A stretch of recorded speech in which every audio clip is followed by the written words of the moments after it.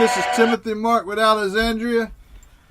I hope everybody's having a super fantastic day today. The sun is shining. Couldn't ask for anything more than that. And we are World Paranormal Research Society. The website is worldparanormalresearchsociety.org.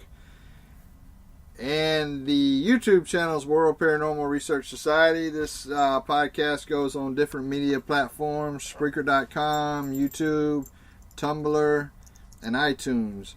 And on today's topic, we're going to talk about Druids. If you think that you know everything about Druids, you're probably going to be shocked because you're going to learn a little something else.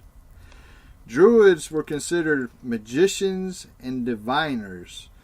And so, we're going to get started on that one right away. So. Druids and the practice of Druidry has been something that has fascinated me for a very long time. I have given workshops and presentations on this, and I plan to do that in the up and coming future, so stay tuned for the info on that. And really the teachings of Druidry are rooted in the observation of nature. So this is a nature-based philosophy and belief system, and I really shun away from calling Druidry a religion. It really is not a religion, and the practice of Druidry is really rooted in a love of the earth and her seasons, and we call her Mother Earth, hence why I say her seasons. And star and stone lore, plant and animal and tree lore are all part of the curriculum of the Druid in training and part of the heritage that Druidry brings to the world. And the amazingly enough, the heritage is still alive and growing to this day. And Timothy touched on it just a wee bit, but a Druid is really considered either a priest, a magician, or a soothsayer in ancient Celtic religion. And a lot of you may be confused on what Celts are, or what the true Celtic regions are, or religion. And the true Celts, in my mind, and that's been documented in historically proven facts, are Scotland, England, and Wales, as well as Ireland. That are considered the true Celtic people. And in, again, Welsh, the word Druid is spelt D-E-R-W-Y-D-D, and in Old Irish it's D-R-U-I, and of course in Scottish Gaelic it's D-R-A-O-I-D-H. So really they were really considered high-ranking professional class of peoples in the ancient Celtic cultures, and these are just some of the roles that the Druids had in society. They were religious leaders, legal authorities, adjudicators, lore keepers, medical professionals, and political advisors. So that's just some of the terminology or some of the roles that they played in Celtic society. So they were a part of the upper class in society for sure. Well, they were considered the upper crust, like you said, the upper class of Celtic society in that time frame. But if you look at a group of people who would have such knowledge on magical rituals and magic in particular, they would be in control of the upper class of the society. I mean, these people were written about. The earliest record of the Druids comes from around 300 BCE. Now that's before Christ existed, and they were from two Greek texts, and one of the Greek texts was written by Aristotle. Aristotle wrote a book on magic, and when he wrote his book on magic, one of the people that he included in there was the Druids. And so it's very interesting to know that Aristotle was actually a magician and someone who followed the Druid teachings. And we're going to let Alexandria get back on this, and we're going to see if we can enlighten y'all on just who else might have been a Druid. One of the most famous people to ever live it just might shock you. And getting back to sort of just the bare foundations or the bare skeleton frame of exactly what a Druid is and basic Druid beliefs. And there's really no sacred text or even the equivalent of a Bible in Druidism. And there is no universal agreed set of beliefs among Druids. And there's just basic beliefs and ideas. And this may shock you as well. Druids, it is said that they were prevented by their own doctrine from recording their knowledge in written form. And that's really why, to this day, there are no actual written records or written accounts by the Druids themselves on their practices, on what they did in everyday life. I'd like to interject here and say something. I'd find that to be, if we was to think that the Druids did not write things down, they did write things down, because they just, what you're saying is that they didn't submit it to popular society or to libraries or stuff like that. Well, they didn't have it for the outside world to read. Because there's no way in hell they could have remembered each spell and everything they done. They would have had to have records for themselves. Well, Druidry, in its basic foundations, is a spiritual path. So the difference between a spiritual path and a religion is, a religion you have rituals, you have different things that have to be done on a repetitive nature. If you're more on a spiritual path and you're really acknowledging nature and Mother Earth, these are things that are ingrained into you in a very young age. And I'll go into that more later in the presentation on why that's very significant. Religion is the works of man. Spirituality is the work of God. And so that's so these people would have a closer connection with God. Right, and one of the earliest known written references that account of what some of the Druids were doing, their practices, and some of the rituals that they did do at the time date back to the 4th century BCE, and then also the very oldest detailed description comes from Julius Caesar in Commentary de Bello Gallico, and that was 50 BCE. And actually the Druids were later described by the Greco-Roman writers such as Cicero, Tacitus, and Pliny the Elder. And we've mentioned Pliny the Elder when we did our presentation on grimoires, so he seems to be a very authoritative person back in the ancient times. And really, following the Roman invasion of Gaul, the Druid orders were suppressed by the Roman government under the 1st century emperors such as Tiberius and Claudius, and had disappeared from the written record by the 2nd century. So really the Roman civilization wanted to totally obliterate the Druids. They considered them barbarian race, a barbarian culture, and in their invasion of Britain, they really wanted to annihilate these subspecies of human beings as they were known by some upper classes in Roman society. Well, see, now we're getting into a little bit of confusion, because the Druids were in other societies, maybe not in the Roman society, they were upper class people, which they really were, because and they held positions in judicial matters and medical matters and accounting matters, high positions.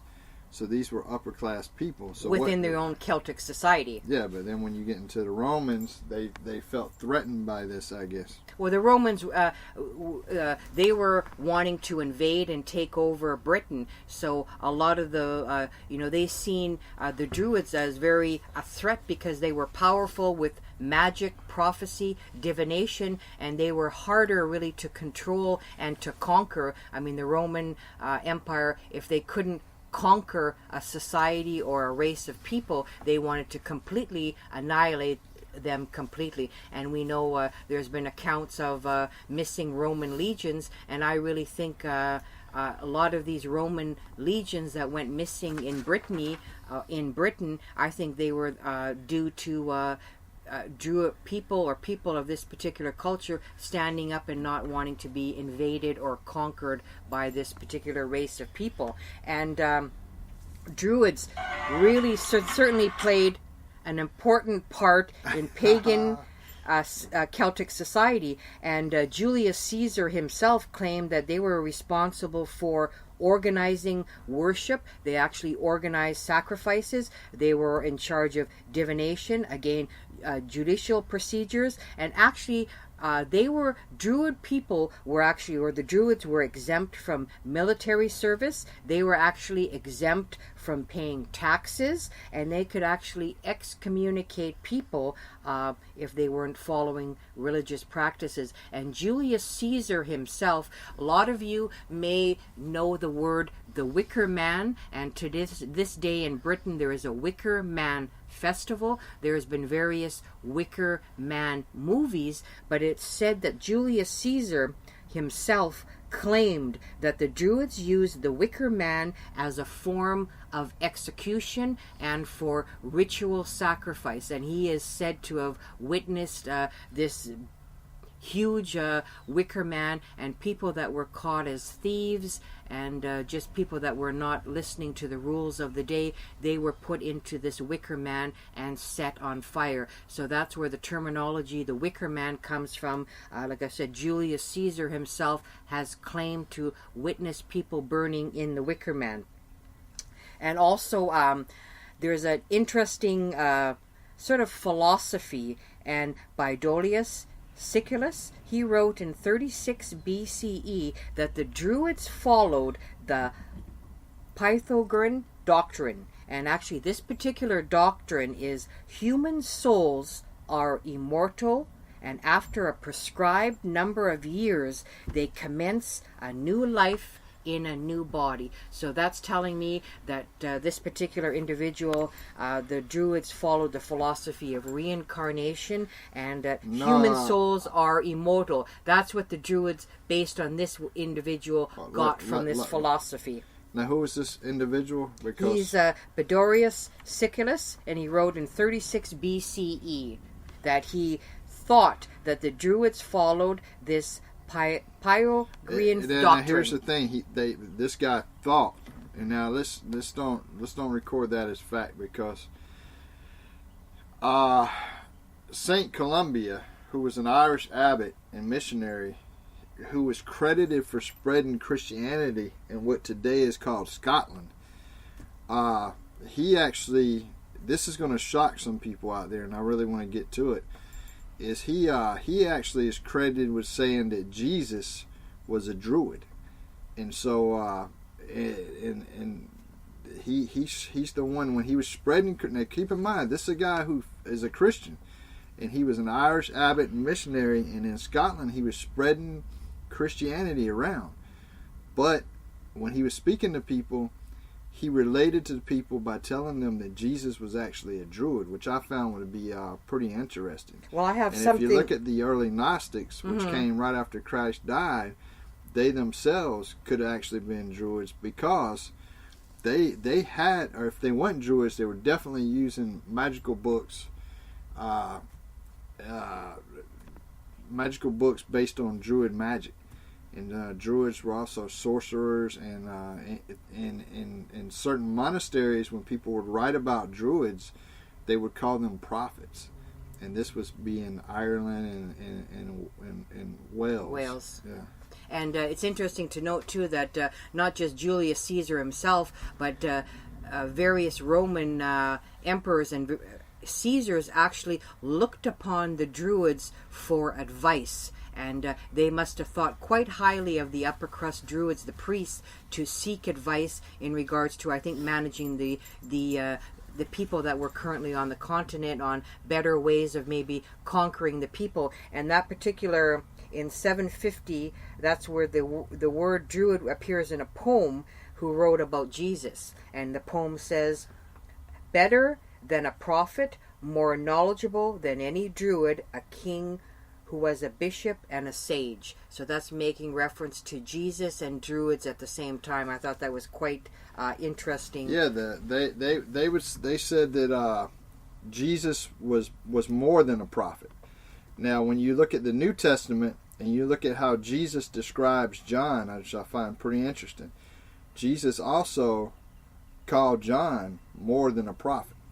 And so, when Jesus called John more than a prophet in the Bible, and then the Druids on the outside of the Bible, they was calling Jesus more than a prophet. So was this two clues that Jesus and John were both Druids?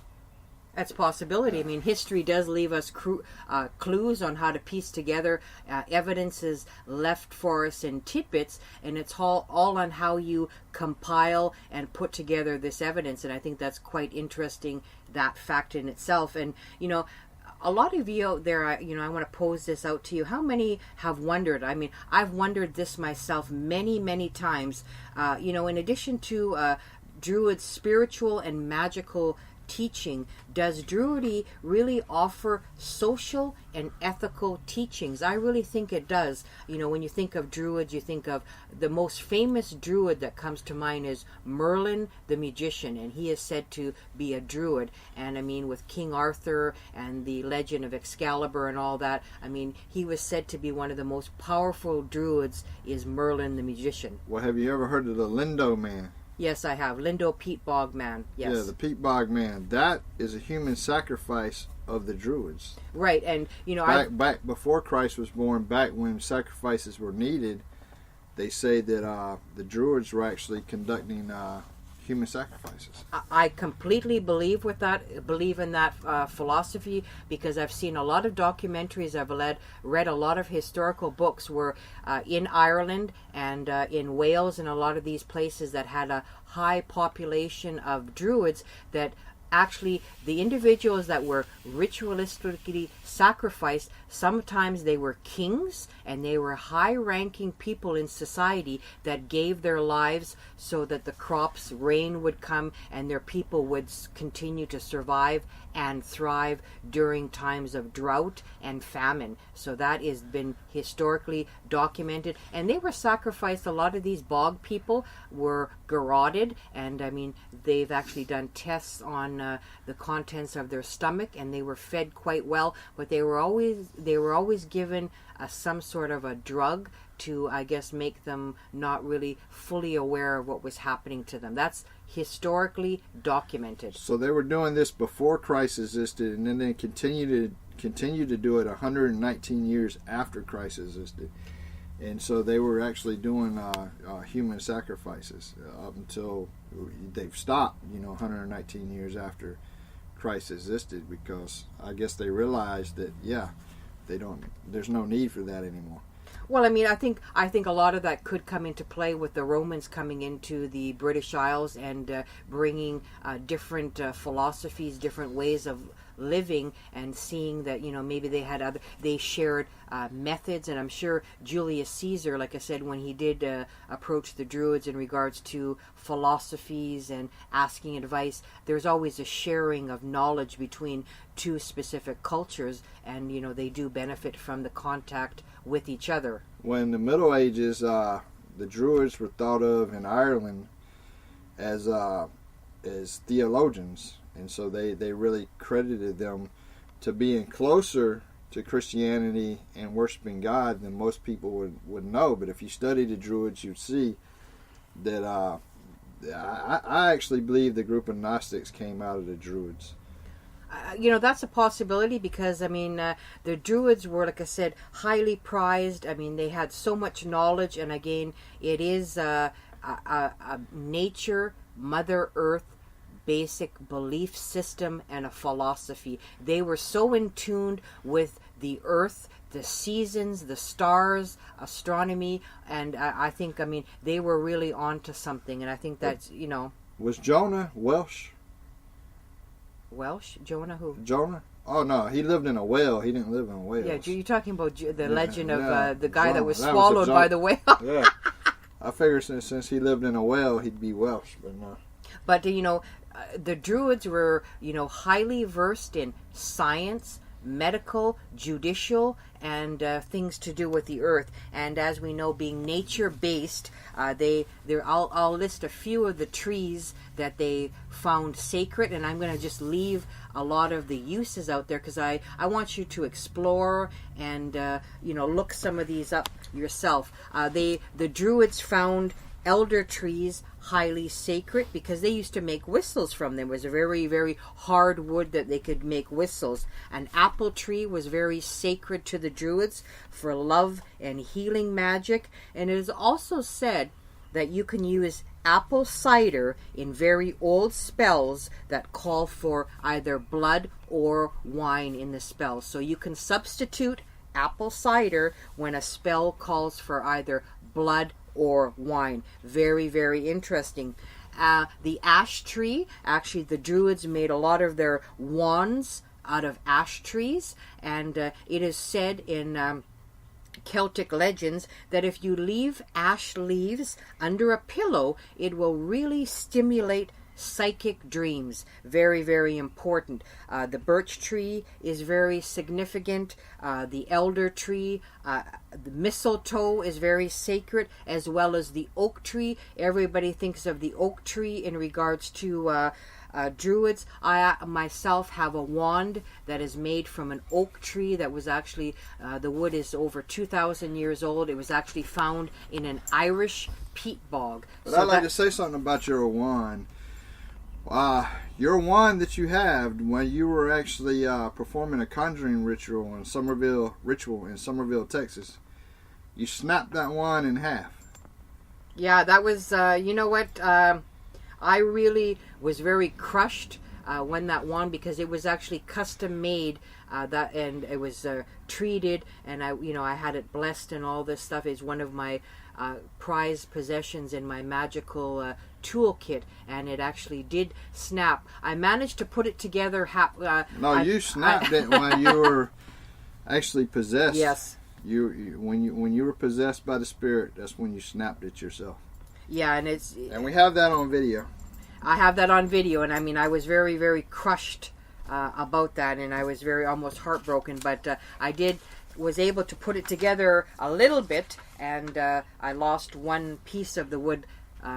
But that's just one of the casualties of the work that we do, and we have to be prepared for some loss in our wanting to help and educate people, and it is what it is. And very, very interesting as well that the Druids are very, very significant, and there's just been so many myths about the Druids, and it is said that the Druids actually built Stonehenge, but I certainly don't subscribe to that notion, because I believe that Stonehenge was built way prior to that by a different set of people. I mean, they were... What about the Lollipop Guild?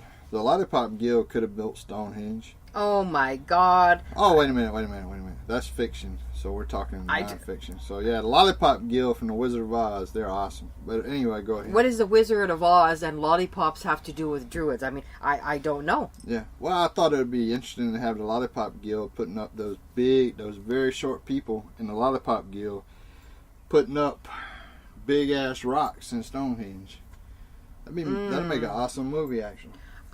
I guess it is, and I'm kind of The Wizard of Oz is one of my favorite movies, but certainly I'm just trying to bridge the gap between. They could have been Druids. You never know. Oh my God.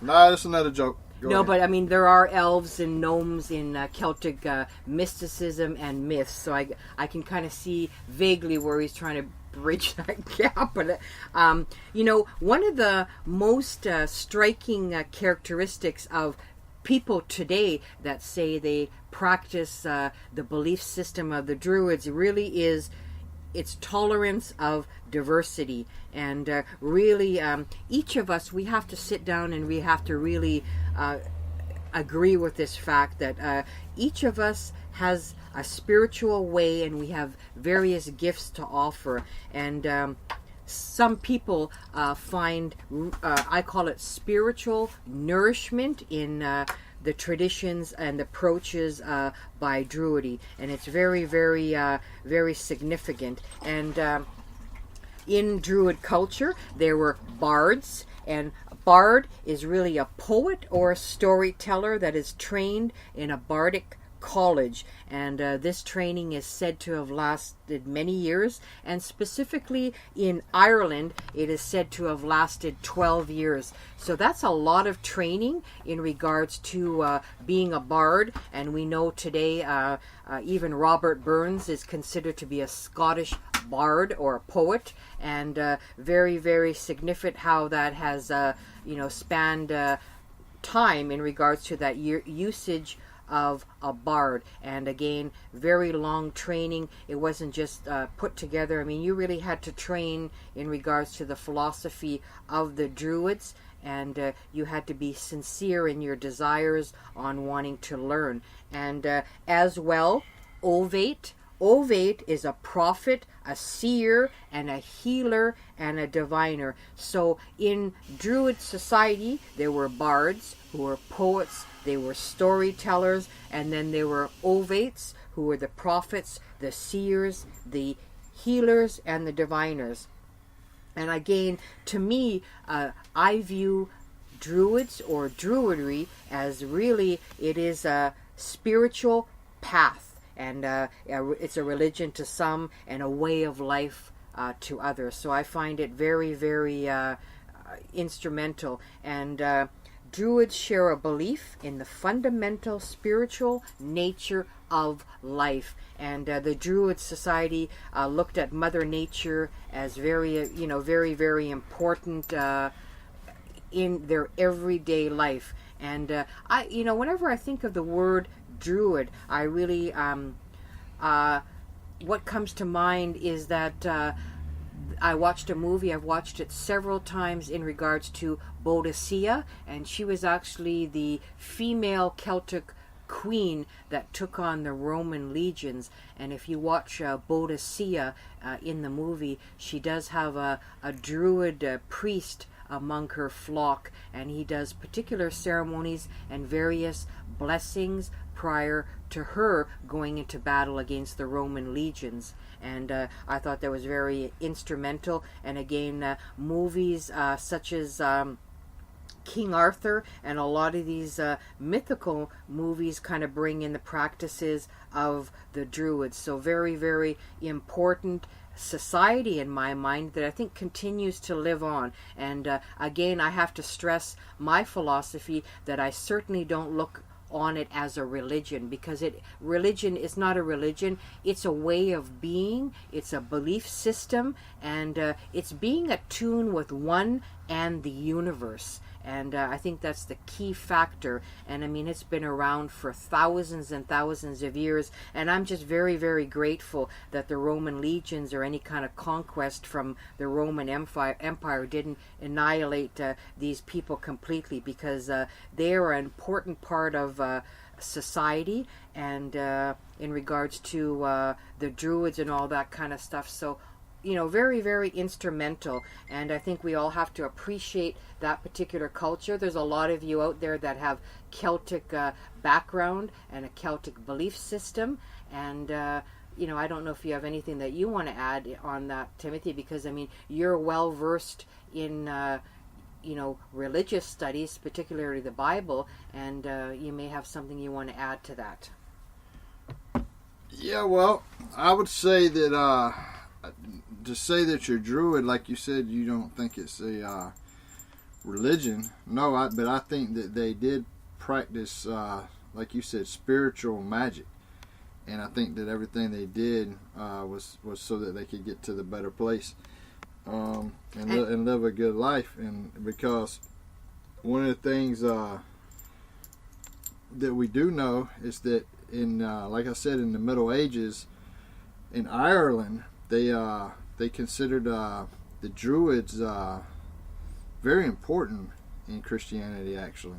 And if we divination is something that I do on my rune casting is a form of divination. And in ancient times, Druids used many methods of divination, from some simple weather witching to sophisticated interpretation of bird flight, and from the observation of animal behavior to the interpretation of the planetary configuration. So very, very in tune methods of divination. So I find that absolutely fascinating. And they also did kind of fortune telling and all that kind of stuff. And we know that divination, though, need not be as simple as fortune telling. It's really a means of revealing hidden dynamics. And the modern day Druids today, as they consider themselves, really quest for the knowledge of the ancient Druids. So I find that absolutely fascinating as well. I mean, the Druids just captivate me just to no end in regards to their knowledge, their belief system. They were a society unto their own, where they could manage, rule, and officiate every aspect of their society, and that's hence why they were so highly successful. And what I'd like to say is that, Druids were considered pagans back then, but also was Christianity. Christianity was, when it was first came about, it was considered a pagan religion. Believe it or not, it's true. It did not just appear and become an acceptable religion. It was a pagan religion. And so the more you study about Druids, I know there's a lot of people out there saying, what, Christianity and God and spirituality? But yeah, study up on it and read it. I mean, let's just not jump to the first thing that you read. Study them. And it is said, and this is historically proven, that Druidism is said to indeed acknowledge a supreme being, and very, very important. And at times their ancient worship was, of course, to the sun, and very fascinating in regards to the belief in the sun as well. And in a lot of places scattered all over, even in northern Scotland, there's different stone circles, monoliths, and sculptured stones, and different connections to all this. They did carvings. They actually did sort of almost like runic, not totally runic symbols, but a lot of the magical square or magical circles with these stone circles in Britain are said to be attributed to the Druids as well. And Druidism is really, even a lot of you out there in regards to civilization, you may be familiar with the word or the people, the Picts. And the Picts is said that actually Druidism is said to prevail among the Pictish people and many other inhabitants of Britain at the time. And you'll remember in various movies that the Picts are always associated. They're wearing green dye and they're highly tattooed. So a lot of people, the Pictish culture had a lot of tattoos. What type of tattoos? They had tattoos of different animals, different symbols, sun symbols. Most of the time they were animals, but even in Boadicea, all the high-ranking officials like the kings, what have you, had tattoos. Before they went into battle, they wore different tattoos on their face, and they painted their self green or different other colors. And then Merlin makes a note of that as well as painting their face. Even they said that the Romans were actually made note that they were highly tattooed, and they would cover themselves out with ink as well. Yeah, and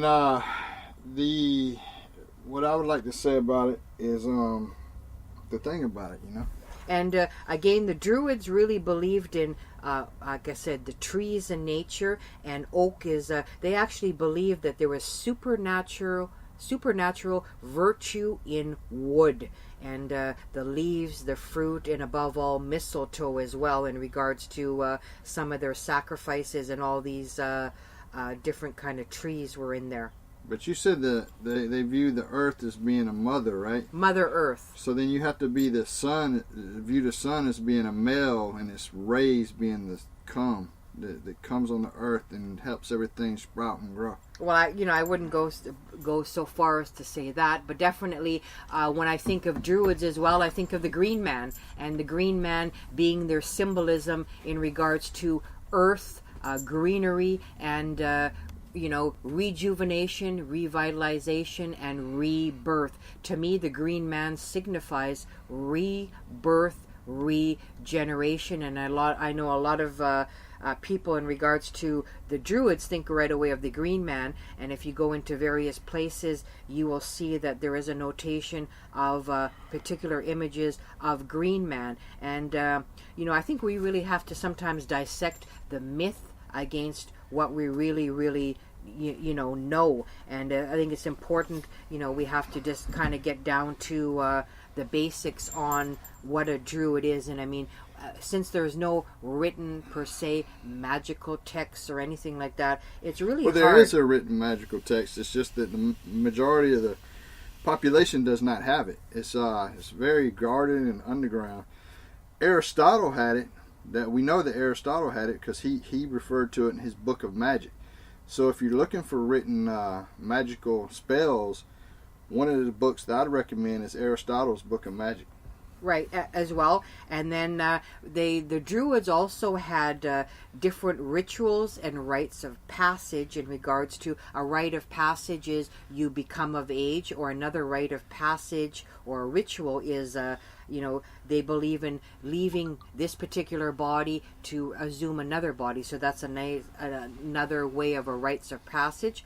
They also provided spiritual guidance, education, and of course, it was just they had experience, and I just can't even say enough. And another thing, in Celtic society and Druid society, women had the same status as men. They were able to divorce their husbands and to have wealth and have property. Very, very significant. I'd like to say that in Ireland, the female Druids were called Banru.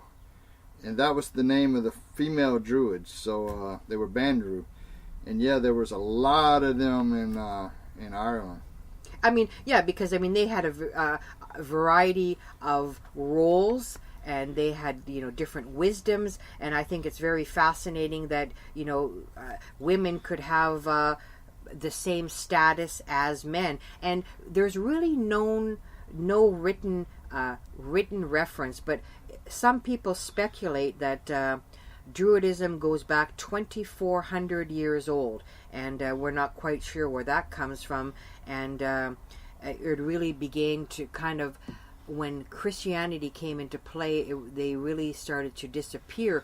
But a lot of the saints, like Saint Patrick or Bridget was actually a Celtic goddess. She was the goddess of fire, poetry, and actually she was actually incorporated in Ireland to the Catholic faith, and now they call her Saint Bride. I would like to say that when you think of Druids, you think of these people in these long robes with this hood on, but that's far from the truth, because and that's just that's something that cults mainly try to make of the Druids.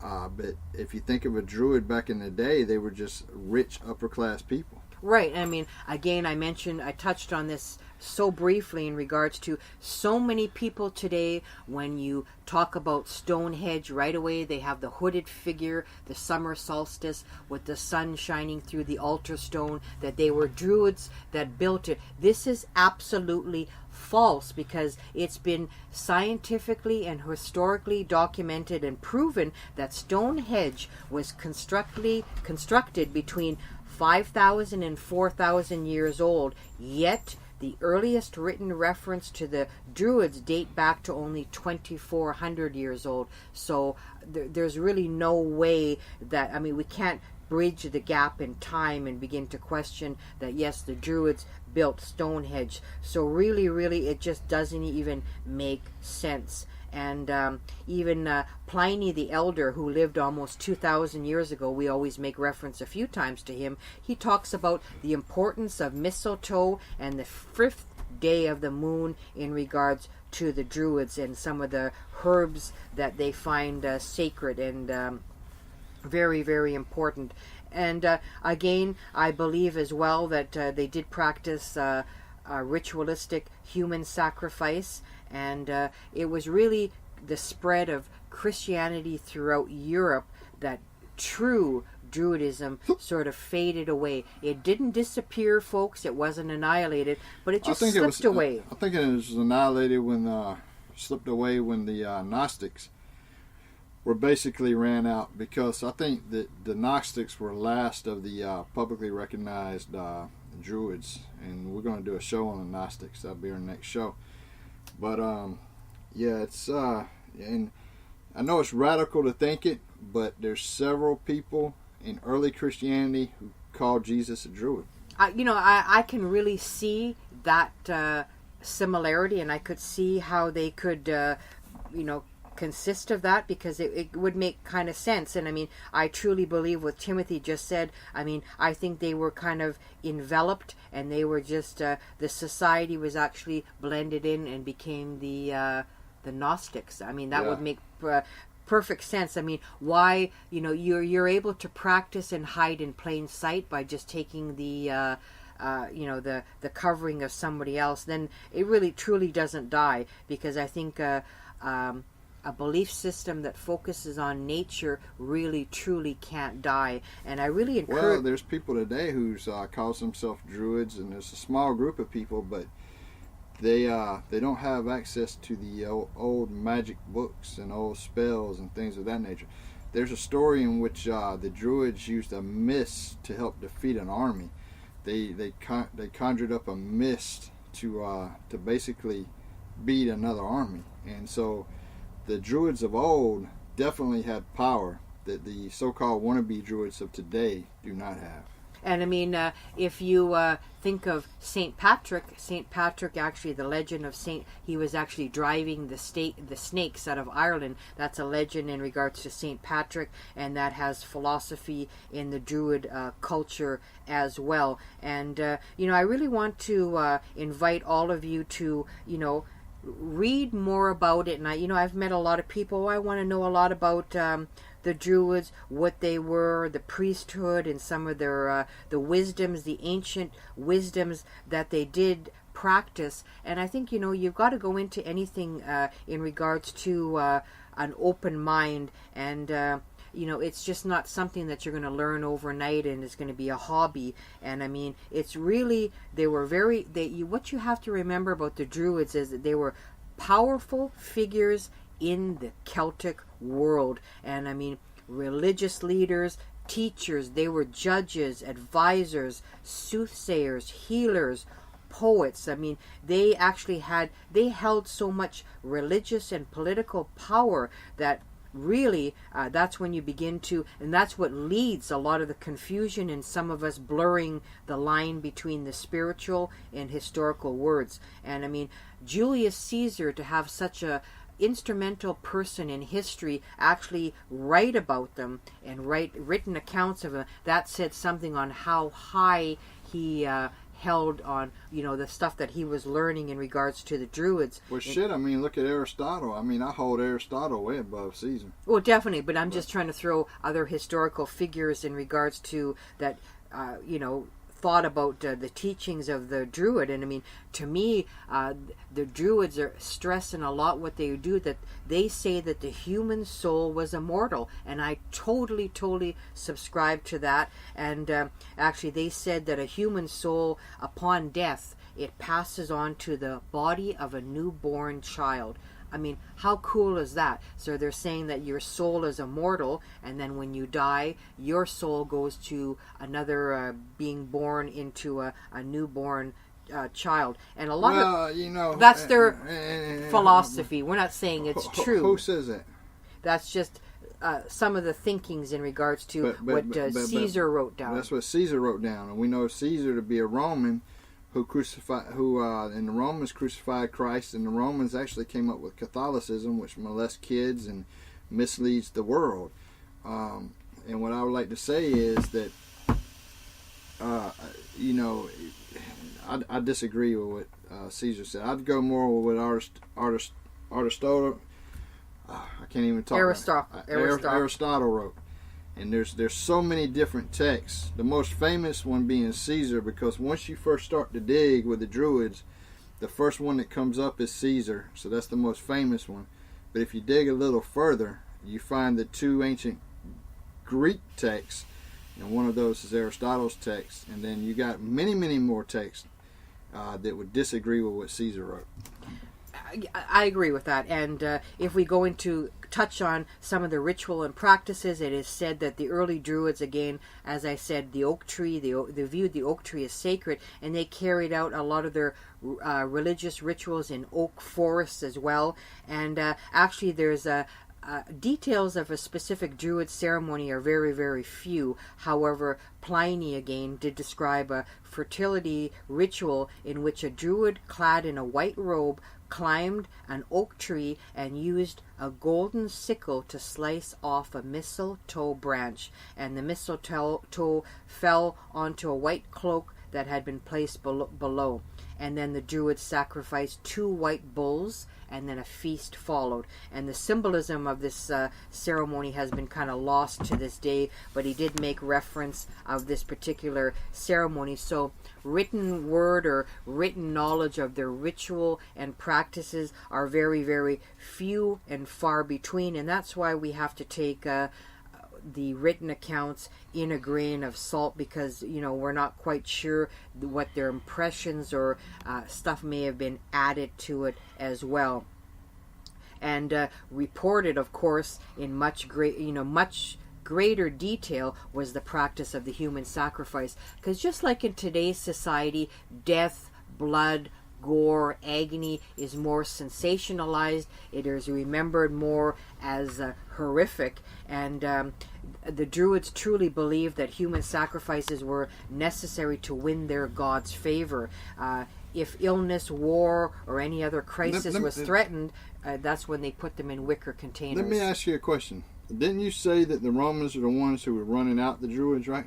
Well, they wanted to use them for a time to try and but ultimately, conquer. they're the ones that after they used them, they ran them out, right? Well, they just wanted to suppress them. And Caesar was Roman. Yes. So, okay, I want to put this in perspective for people. We know that the world has been misled by the Catholic Church. We know that the world was misled by the Romans. We know that if the Romans were trying to suppress somebody, they would write inaccurate things about those people. It's called propaganda. I would not hold too much emphasis or whatever on what Caesar wrote. I would definitely look at other texts. Absolutely agree with that, but he just gives us some insight in regards to what maybe they looked like, and again, he wanted to portray them maybe as savages, barbarians. That's why a lot of the emphasis. And they wasn't. They were doctors and attorneys. That's right. And that's that right there. We know that that's wrong.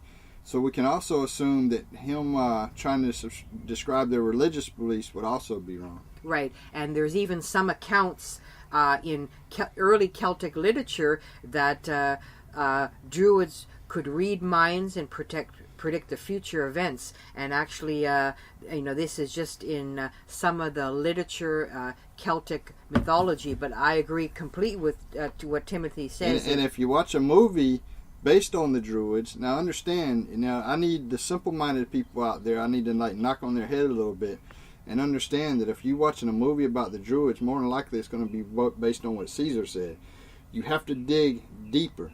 A director or a movie producer will not all the time, they're just going to grab the first story and say, let's do a story about this, because Caesar makes them seem like savages and uneducated people when actually they were intelligent people, upper class people, who were definitely more intelligent than I think anybody in Roman society. And I think the rule of thumb is something that you can't understand, you can't control, you become fearful of, so you're going to make up propaganda, you're going to make up lies. And another reference or another report is that they said that the Druids would stab some of their sacrificial victims and look for omens by observing the flow of blood or examining the inside of their victims. So this was just another way, I think, of people exaggerating on exactly what they were. And I mean, what we know that they are. Okay, let's define Druids. Druids were somebody who held so much secrets that they could create myths. Their magic was so high and so powerful that they were actually became the upper class of societies, and were wrote about. With Caesar's describing them as he's describing them, how come early Christian society and early saints described them differently. They described them as having an importance into Christianity. And so I would think that that just like they became the Gnostics, and then after that they were ran out, because we know the Catholic Church helped shut down the Gnostics. And so doesn't that kind of make sense? Yeah, it does make sense. And so we need to understand what the Druids were. They were intelligent people who held jobs as medical doctors, attorneys, and accountants in very high positions within society. And some of the propaganda that was out there in regards to the Druids is that some people characterize them as shapeshifters who could take the form of birds or women. And some people describe the Druids as using their magic for evil, and that's when they were turning people into animals. So that's I believe that they had the ability to shapeshift. I definitely believe. I don't believe that they used their magic for evil. I believe they used it for good. But I believe that they definitely could shapeshift. And this is an interesting tidbit. It says by the 1700s, some English writers even claimed that the Druids were descendants of the biblical Noah. And others said that the Druids were one of the 10 lost tribes of Israel. So, wow, I mean, these are English writers. I'm not saying it's facts, people. No, I agree with that. I agree with that completely. I definitely agree that they would have to be offsprings of Noah, for one. And two, could they be one of the 10 lost tribes of Israel? Yes. I mean, that's a fact. I mean, have you ever heard of that? I mean, we're trying to give you a little bit of food for thought and interesting theories at the time. So the Druids, let's recap this, people. The Druids were priests, they were magicians, they were soothsayer, they were very powerful, influential people in ancient Celtic religion. And then, they're all doing fine in their society, they're thriving well. All of a sudden, the Romans come into the picture and they want to conquer Britain. So, we have these fantastic accounts about these painted, tattooed people, Julius Caesar talking about ritual sacrifice. Then we come into the stories of the Wicker Man, and then, all this information, misinformation. And I certainly think that the Druids were highly powerful, and they were in tune with nature, the seasons, the stars, and in line with the complete universe. And let me say something about that. When God created Adam and Eve to be in what? In tune with nature, in tune with the animals, in tune with the planet. That's what they were created for. That's what they were to tend the garden. They were to multiply and fill the earth, but they were to respect nature and appreciate nature. So, we really want, we hope that this podcast has given information you may have not known about, something to think about, something to want to research more and want to find answers. And I mean, this to me is another example of Christianity wanting to annihilate, wipe out a thriving culture. Let's describe that now. Traditional Christianity, Catholicism being one, and then popular Christianity, not original Christianity, because I believe the Druids to be the Gnostics. The Gnostics were Christians. They were followers of Christ. I believe the Druids had a guy named Jesus come out of them, out of their society. I believe Jesus was a Druid. I believe him to be the Son of God, but I also believe him to be of Druid, be a Druid. And what I will say is that the original Christianity, which we're going to deal with on our next show, but the original Christianity did not wipe them out. It's the Roman Catholics that wiped them out. It's the that's who wiped them out. That Christianity.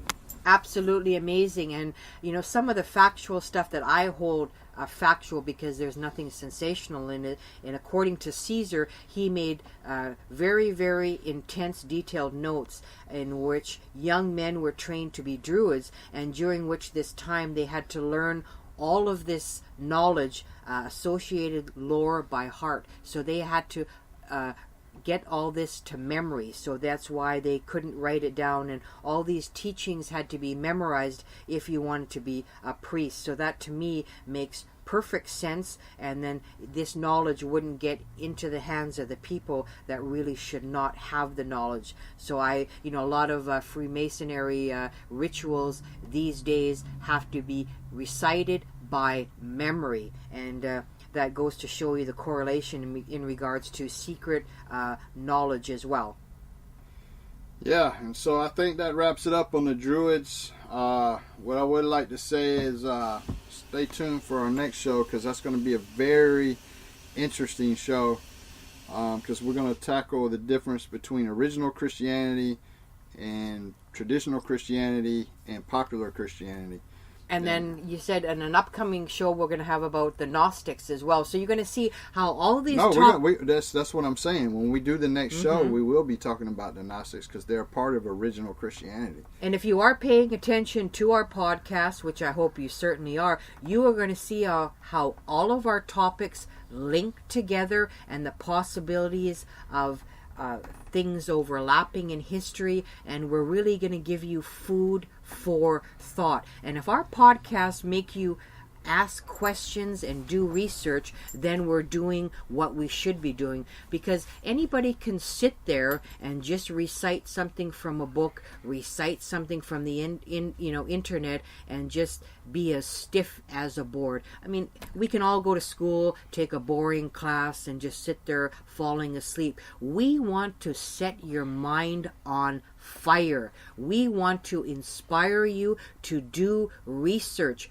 ask question. Certainly don't let people just force feed you their theories on specific topics. We want you to ponder these things and go on your own expedition and search for your answers, because knowledge is power, and obtain that power, folks. Seek knowledge and absorb it like a sponge. Seek knowledge until sweat is running down your ass crack.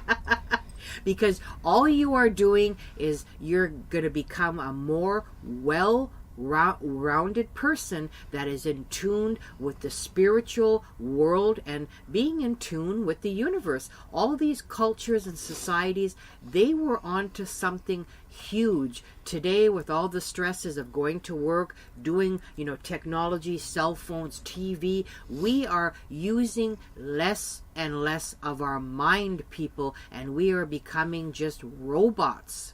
So break out of that robotic shell, get off your duff, pick up a book, go to a library, go to a lecture, take a class. I will be giving you information on my seminars coming up very soon. Expand your horizons. It is never too late to learn something new. Begin your own spiritual quest, your own spiritual journey, and don't give a rat's ass what anybody says. You're crazy. Why do that? Do it for you. And so that's it for this show. Take care, everybody. Stay tuned. Bye.